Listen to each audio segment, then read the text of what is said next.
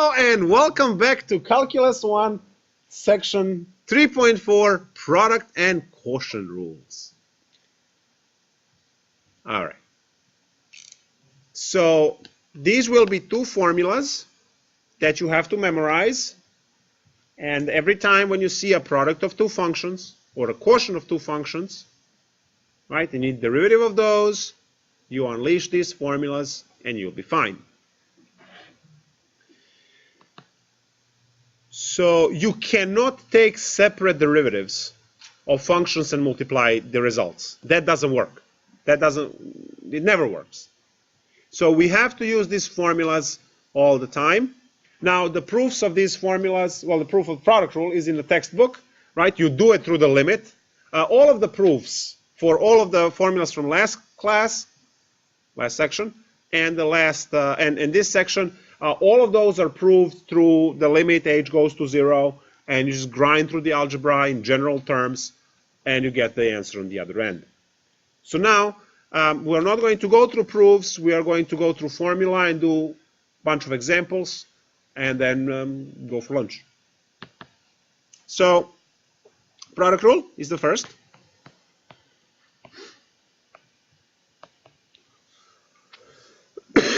There are a few ways in which we write this. The derivative of f of x times g of x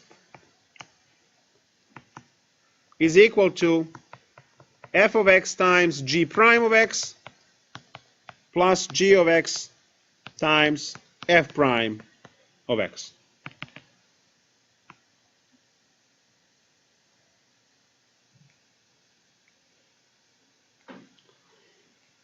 For whatever, I'm a visual learner, but for whatever reason, I learned this one through words. I always say this to myself: copy the first derivative of the second plus copy the second derivative of the first. For me, the first function, second function, f and g. So copy the first derivative of the second plus copy the second derivative of the first. For whatever reason, and this is the only formula in my whole career that I remembered that way. Like everything else I remember visually, or I remember the graphs and pictures and things, and I put them together. But for whatever reason, those words just made sense, and that's how I remembered it. So you have two functions that are multiplied. We are copying this function as is, and then take the derivative of g of x plus copy g of x as is. So just Control-C, Control-V, good to go. And then you take the derivative of f prime. Now, when is this useful? Well, in many cases. Let's first see. I'm going to do an example to verify that it works just a little bit. All right. So, say you want to take the derivative of x squared times x to the 9. What would be the best way to do this? What do I get? X to 11, right? So the best way to do this would be to write x to 11, and then you just take the derivative, which is 11x to the 10, and walk away, right? That's the best way to do this. But then why simple if we can complicate things, right? So let's unleash the product rule formula upon this problem and get this 11x to the 10. So copy the first, which is x squared, times the derivative of the second, which is 9x to the 8. Are we good on that? Plus copy the second, which is x to the 9, times the derivative of the first, which is 2x. All right, now let's combine some algebra over here. What do we have? 9x to the 10, right? Plus 2x to the 10. Hey, 9 apples plus 2 apples is 11 apples. So, what do you know? We got it.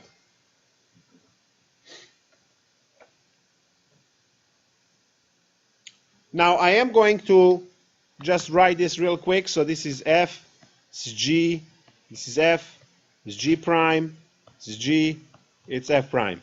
So I kind of put the map from our formula here. We did the same problem with algebra, right?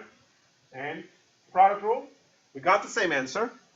Now, obviously, that's not a proof. The proof is in the textbook. This is hardly verifying. You did one out of infinitely many examples that you have to check, right? I hope that you see that if you take independent derivatives, you will get wrong answer. So don't do that. Look, what's the derivative of x squared? 2x, right? And what's the derivative of x to the 9? And if you multiply those two, you get 18x to the 9, right? Which is definitely wrong. So it doesn't work. So separate derivatives work for addition and subtraction only. If you have two functions that are multiplied together, you have to use product rule. And also for division quotient later on. Now, clearly, we would never use, I mean, you would if you like pain, but you would never use product rule formula for this particular example. Nor you would use it in any case where you actually have to, like, let's say you have 3x times x to the 8 minus 7x plus 5. You have to take derivative of this. You can still distribute, right, and save yourself the product rule and combining like terms forever. This method is essential for the problems where the functions are not compatible to multiply and kind of use the algebra to simplify and then take derivative. Like x cubed times e to the x. That's a good example. So next example, what's the derivative of x cubed times e to the x? You see, in this case, you can't multiply them together to get that one easy thing to take the derivative of, because these are two completely different realms. Right? We have polynomial function and then transcendental function e. So you are forced to use product rule here. You must. Right? Go ahead. Enjoy.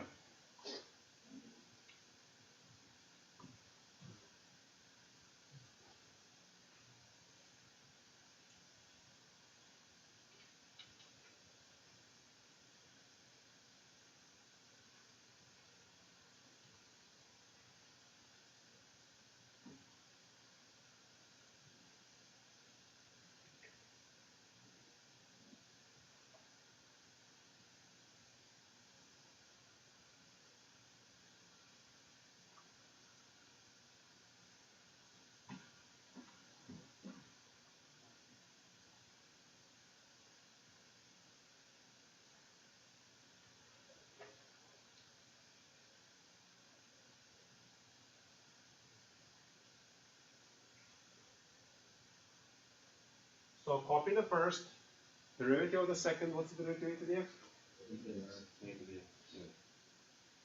Now the most important part is to factor e to the x. And you need to have these factored answers and get used to them now, because in chapter 4, this will be the first step of the problem. You take this derivative, and then you set it equal to 0, and then you have another 30 minutes to finish whatever the rest of the problem needs to be done. So get used to, whenever you can factor something, factor it, because later when you set that stuff equal to 0, you set each of the factors to 0, it's easy to solve. All right, so now copy the first times derivative of the second plus copy the second times derivative of the first. We factor out e to the x and put the rest in a descending order and walk away. That's it. All right, one more. I'm going to actually give the alternate formula.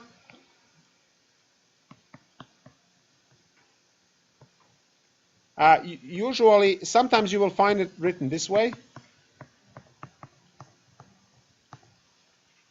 Both u and v are functions of x, but we omit writing it. So derivative of the product is uv prime minus vu prime. U is the first function, v is the second function. So some books will have it in this form. I would like to see, let me just see one of the examples from your textbook for homework. And then we'll do the quotient rule.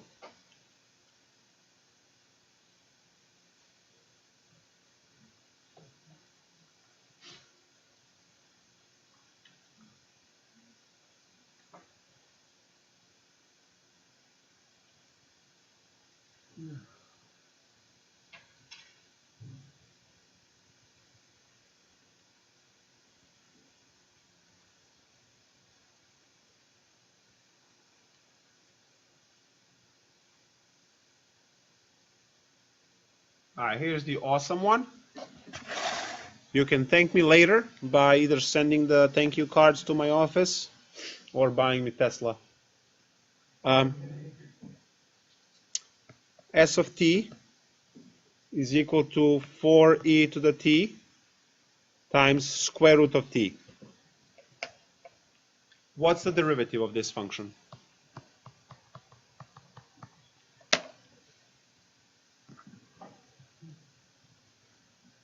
What do you do with this 4?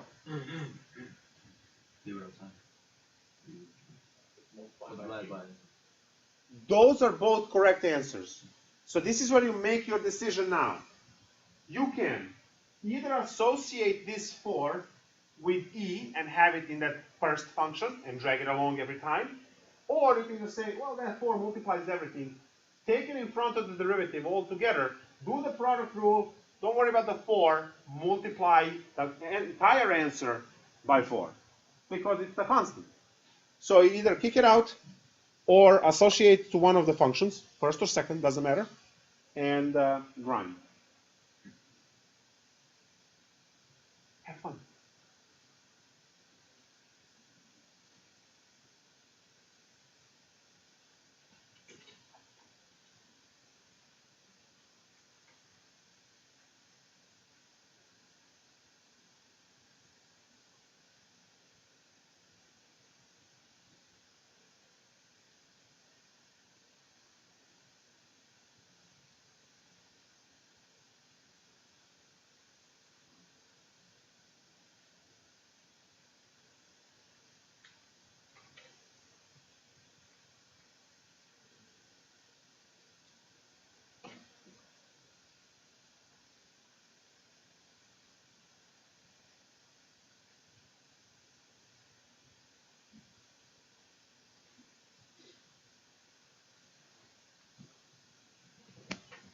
And the time's up.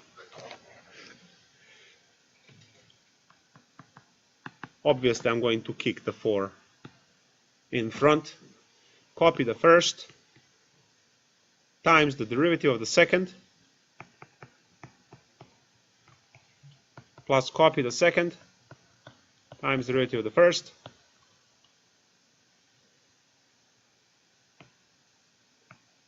so s prime of t is equal to, distribute the 4, so we have 2 e to the t divided by root t plus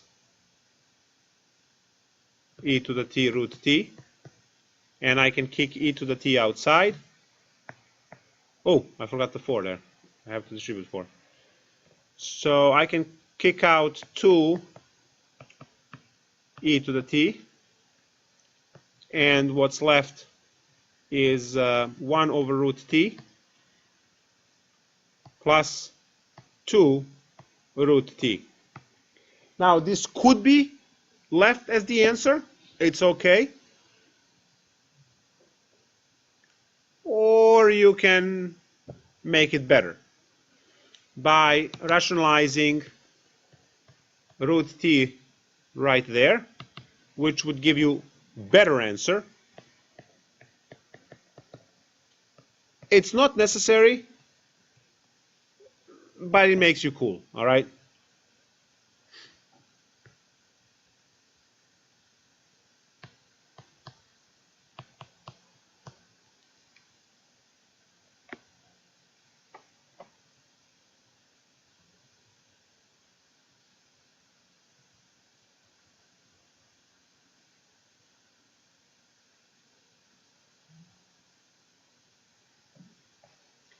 Cool.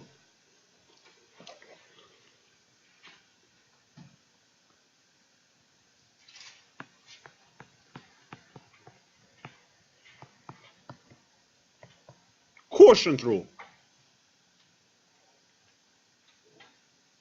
Again, there is a formula involved. Somehow you memorize it. And there is that song, Lodi High, that a student came up with a long time ago, and I just remembered it. I don't know why. So the derivative of f of x divided by g of x is equal to g of x times f prime of x minus f of x times g prime of x divided by g of x squared.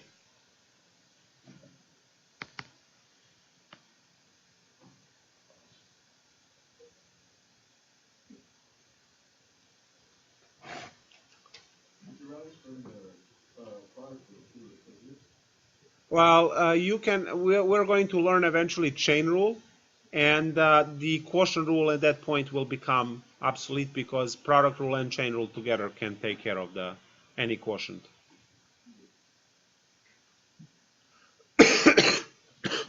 All right. So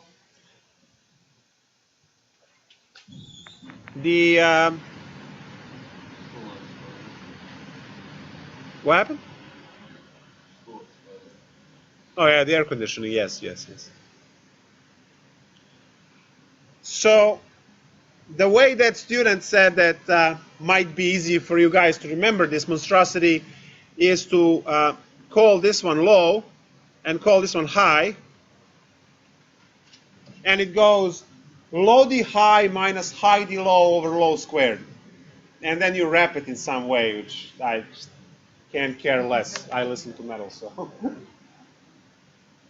So low d high minus high d low over low squared. It's just, I don't know. I'm not using that. I mean, I'm not using this formula at all, so can't care less.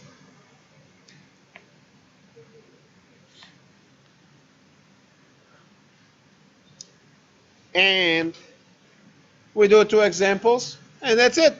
I hope you're not disappointed.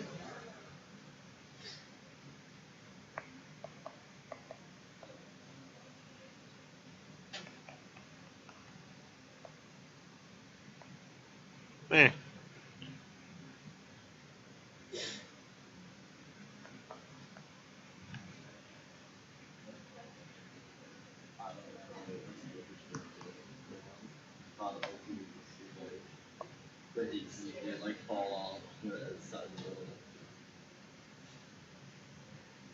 Is that what you're envisioning?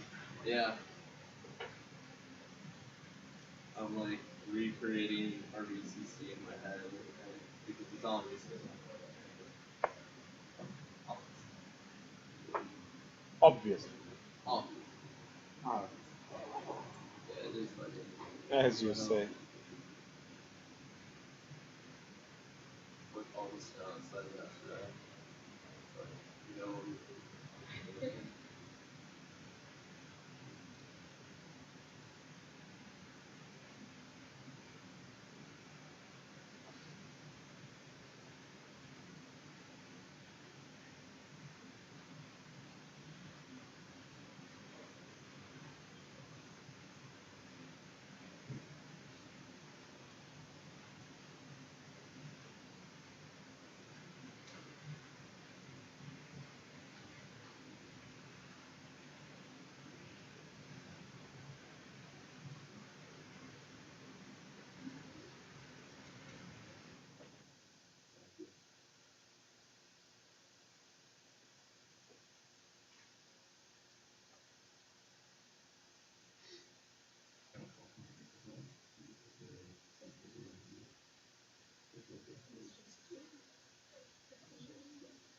oh, okay.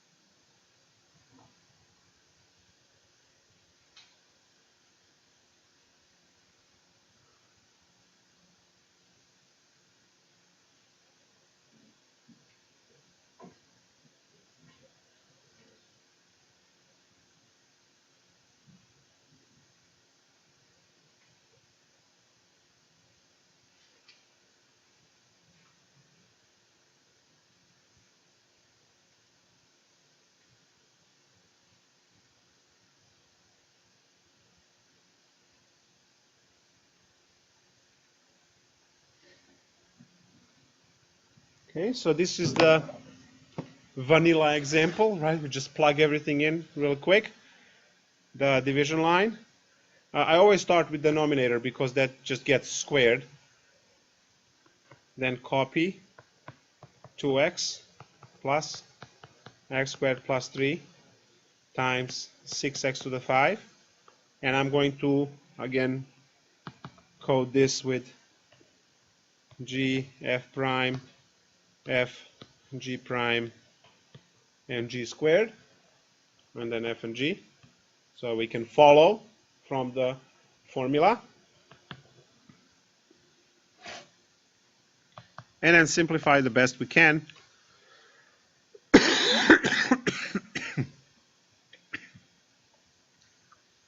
We have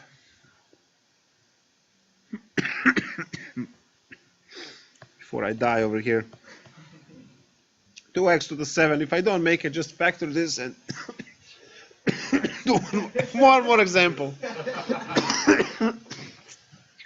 It's dying with. Yes, that's all I want. Don't even want to call them work.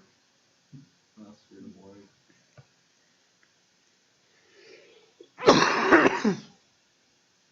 Yeah, that's it. Good. All right. Like new.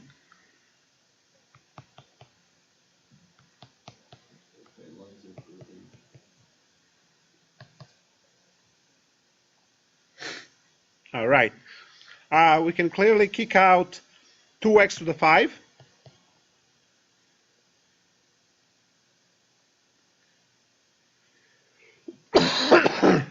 And, oh wait, these is x to the 7s. They can add. So, 4x to the 7. So 4x to the 2 plus 9 plus 9. That's it. X to the 12. And then these guys cancel. No coughing. 4x squared plus 9 over x to the 7. Isn't this supposed to be a negative at the top? Yeah. Or minus at the very top. That's what I said. I was just checking if you guys paying attention.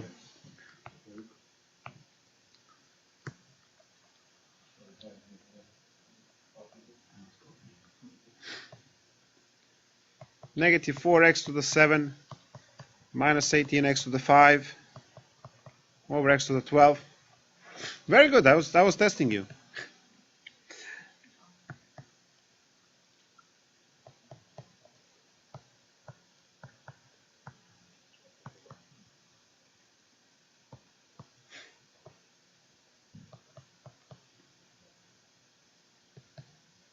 And negative 2x squared plus 9 divided by x to the 7. That's it.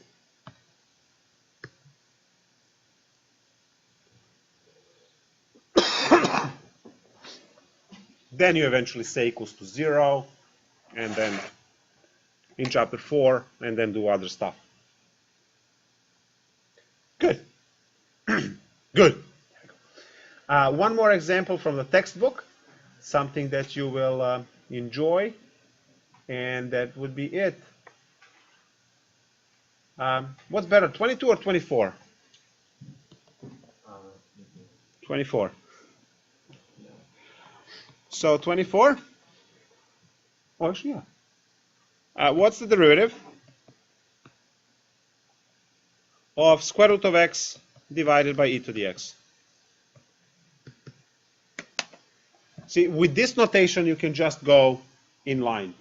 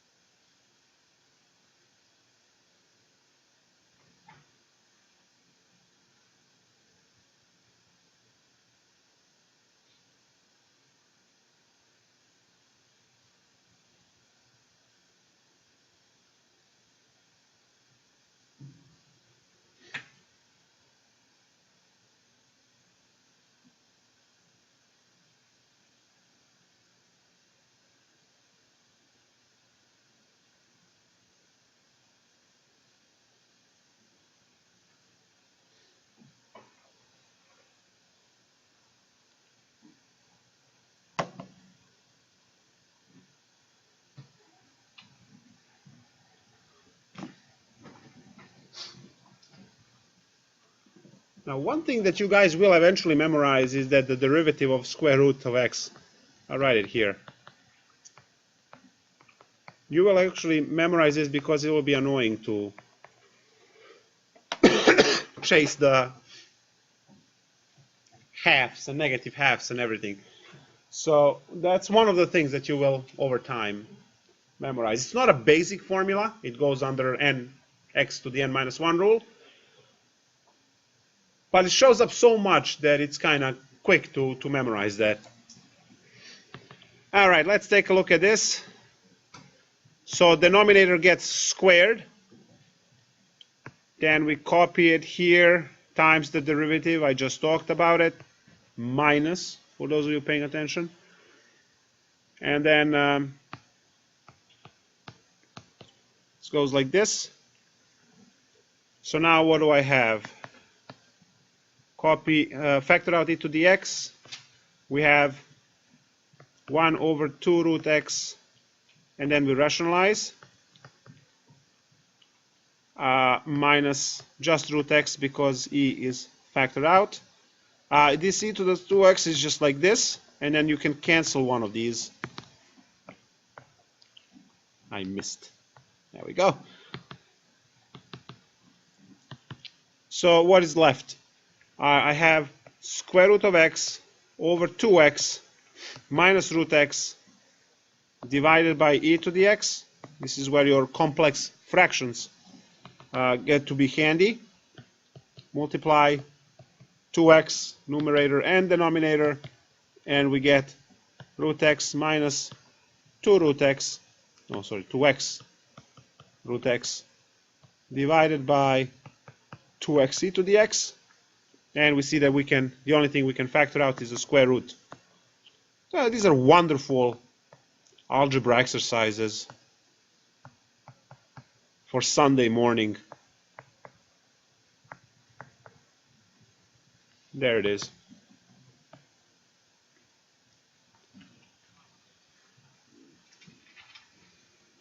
Have a great weekend, working a ton of these out.